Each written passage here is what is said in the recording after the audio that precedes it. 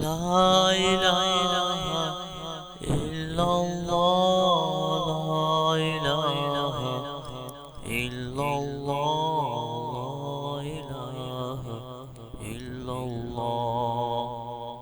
بسم الله الرحمن الرحيم.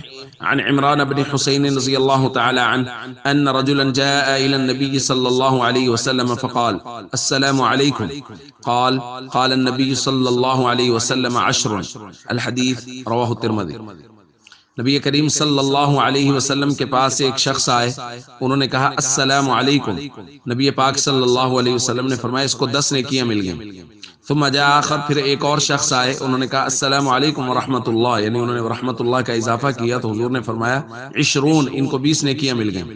ثم جاء آخر، پھر ایک اور شخص آئے، فقال، انہوں نے کہا السلام علیکم ورحمۃ اللہ وبرکاتہ، یعنی انہوں نے السلام علیکم کے بعد ورحمۃ اللہ وبرکاتہ یہ 2 کا اضافہ کیا تو حضور نے فرمایا 30، ان کو 30 نیکیاں مل گئیں۔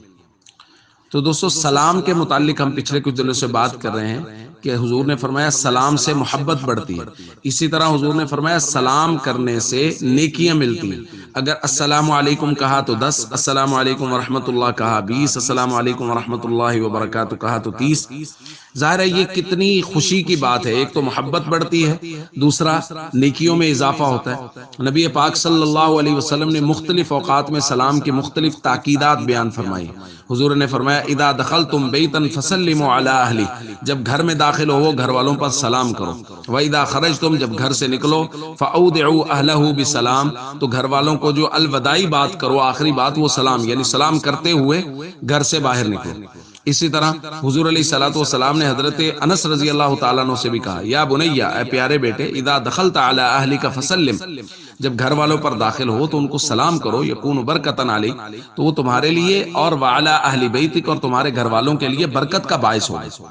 تو اس لیے سلام کو عام کرنا، گھر میں جائیں سلام کریں، گھر سے نکلے سلام کریں، کسی مجلس میں جائیں سلام کریں، ایک تو نیکیاں ملتی ہیں، محبت بڑھتی ہے۔